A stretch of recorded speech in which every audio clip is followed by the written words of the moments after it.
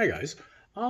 You're gonna notice a few things when you're quiet and you're silent and you're listening, and listen is the anagram to silent and vice versa. And basically put, like, say you're in a room and people are partying and stuff, and yeah, everybody's laughing, whatever, they're telling jokes, whatever it is they're doing, or it doesn't matter. And anyhow, you're sitting there and you're usually fairly quiet, you're silent. Somebody might speak to you. If it's positive, you'll speak back, you'll answer them, or whatever. But aside from that, you don't talk much. And because silence is golden and talk is cheap and actions speak louder than words. So you'll start finding that in the room, you'll start finding two things. You'll notice people who were once talking and stuff, now they're just quietly sitting back, enjoying the moment. They're listening. They're not talking. Okay, they're listening. They start becoming quiet. They start smiling more. They're more at ease. So maybe we'll call that peace. Okay, being at ease, I guess, is peace beats disease. Anyhow, right? And so, effectively put, you'll notice that a lot of people in the room, they'll start becoming quiet themselves, and your conversations, when they'll start coming to you and sitting beside you, and when you're talking with them, your conversations will be more meaningful. It won't be about stupid shit and all that crap. And then you'll also find too that sometimes in the rooms there'll be people who aren't at peace with themselves, and you being quiet, silent, and listening and being peaceful, okay, just being present with your presence, that's all you're doing. You don't have to perform anything, you don't have to do anything.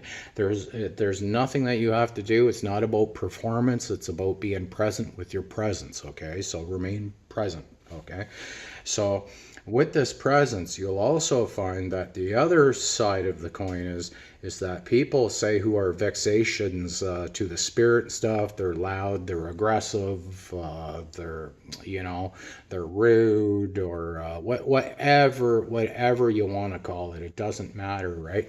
And basically, so you'll find that you being silent and quiet and peaceful will agitate people who are not peaceful and they are not quiet. And so what do you do about this?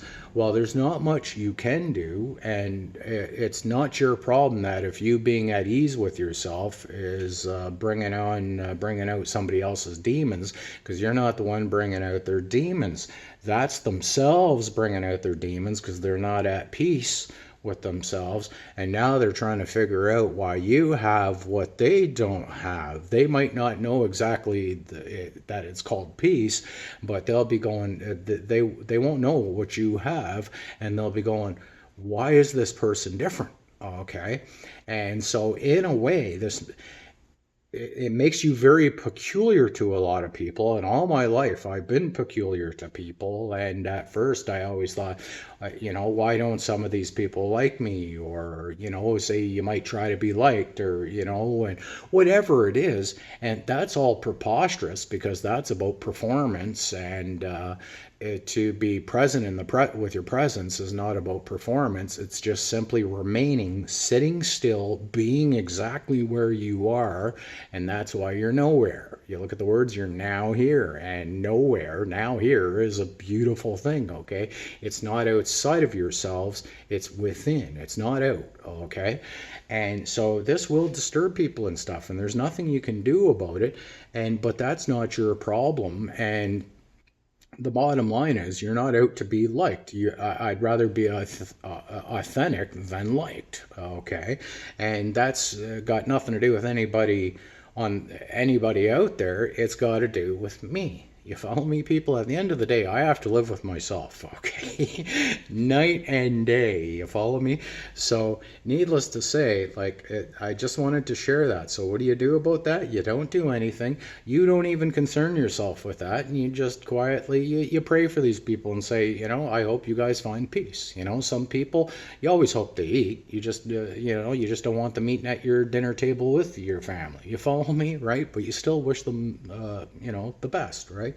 So anyhow, you'll notice that there'll always be two types. There'll be people in the room where it doesn't matter what's going on, and they'll start seeing that you're quiet and you're silent.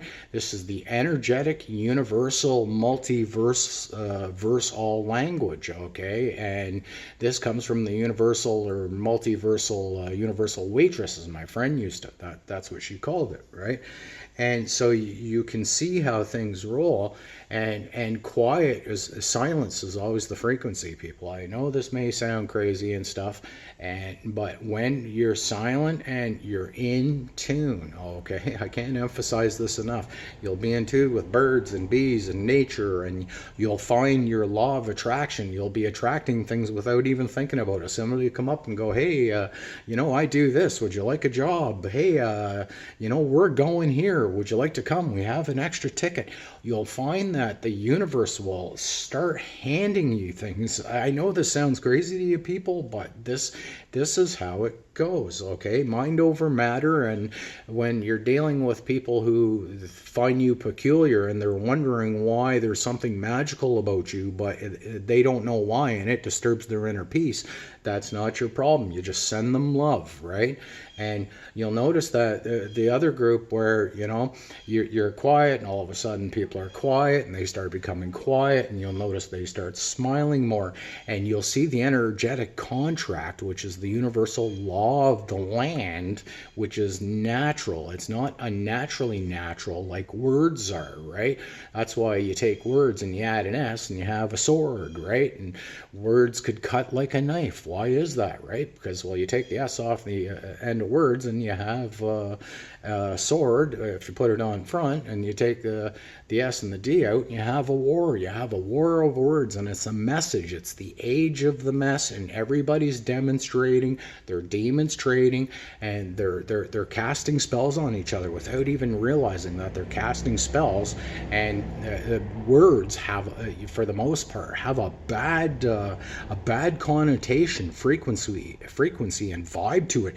You can literally poison your water if you put some water in your freezer and you talk to it every day and you tell it how ugly it is and all this. You watch the formations in this, but if you stick some ice in your freezer, man, tell it you love it, watch it go, right?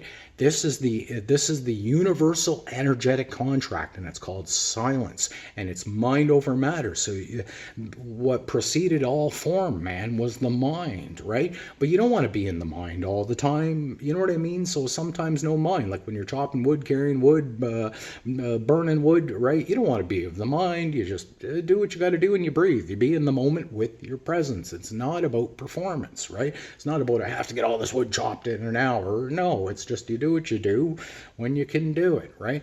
And that's called being in the moment, and you remain silent. And even your dog, try talking to your dog for an hour, and your dog, within about 30 seconds, your dog will turn its head and stop listening to you. Why? Because talk is cheap. Your dog does not know what you're talking about because you're talking about a spell. You're even using words that you don't know, and people will be like, oh, did you get my text? It was probably, it was taken out of context with their mess ages, right? Their ages in the mess, their messages, right? Like people, all you have to do, and you look at words, and everybody's running around cutting people like a knife with words, right? That's why words cut like a knife. Stop using this language. It's a false language. It comes from Babylon and stuff. Like, it's basically sinful, right? We don't have to be in sin, and you want to get out of sin, just remain quiet and stuff, and remain peaceful and listen. And the anagram to listen is silent, right? Silence is golden, right? Actions speak louder than words. Talk is cheap, people. And that's why when you remain in the present, it's no different than if you're probably out in a boat and you're fishing with your kids. You're not all screaming and yelling in the boat and talking loud. Everybody's quiet, and everybody's got a shit-eating smile on their face, because this is the universal multiversal language. Okay, people, it's again, it's not talk. Talk is cheap, man. I can't emphasize that enough, right? So anyhow, I hope this video finds you well. I just thought I'd share the energetic contract that you share with people, and sometimes your energy will bother you and people will find you peculiar, and it'll piss them off. It'll stir up their demons, but that's not your problem. That's their demons. That's their mess. That's their lesson in life to learn how to deal with. Right? We all have our lessons that we have to learn to deal with. And that's why I try not to take anything personally with anybody or anything. I try to remain neutral, because I know I can't have day without night or the sun without the moon, man. Okay? I want to stay logically in the middle, not emotionally on the left or the right side of the paradigm, right? And then which hemisphere are you in, right? And then you're double parked in a parallel universe, and you have a quagmire of paradoxes going on here. You savvy, you follow me, people. Like, I just can't emphasize this enough. So anyhow, I love you all. Stay true to yourselves. Please try to remain silent. I know sometimes it's hard, but if you can close your eyes and you can remain silent and don't even look at it like you're meditating, just do it, and you'll start to succumb to that language, man. And when you talk in that language, you'll bump into people where, like, you've known them all your life, and they've known you, and you've already you had this conversation, and it wasn't even a conversation. It was something you felt, right? But naturally felt. It wasn't an unnatural feeling, right? And you'll find that it's no different than with your dog, right? You can have conversations with your dog all the time, and your dog's aware of what's going on, and you two are in tune. And you can be in tune like this with people, okay, people? I can't emphasize this enough. I've had some wild conversations with people where it's like, oh my God, man, like I've known you all my life, and vice versa, and absolutely, and that's just the way it is. And when you're in tune, this is a good thing. And usually you don't meet people where they're very open, where you can have an energetic conversation with them as opposed to using words. You follow me, people, right? Some people, that'll disturb their peace. But that's not what it's about. It's about you. And once you start radiating this out, even without trying to disrupt somebody's demons by being peaceful and at ease, you just let it fly, and it's egg on their face, but you were never the one to put the egg on their face, and hopefully they'll go, I got some egg on my face, I better dust it off and learn how to be at peace. Maybe that being quiet, there's something about it, right? And like I say, you'll notice people in the room, they'll start mellowing out, they'll start talking less, they'll start sitting beside you, having like real, true, genuine conversations with you, like how you been? I haven't seen you, my God, it's good to see you. You follow me, people? It's not this bullshit about where'd you party last night and fucking who sucked your cock and all this other kinds of crap, right? It's not about that. It's not about your television and your news. It's about being quiet, okay? So anyhow, I love you all. Till then, keep your heads up, your sticks on the ice. Namaste. Cheers. Bye. Peace.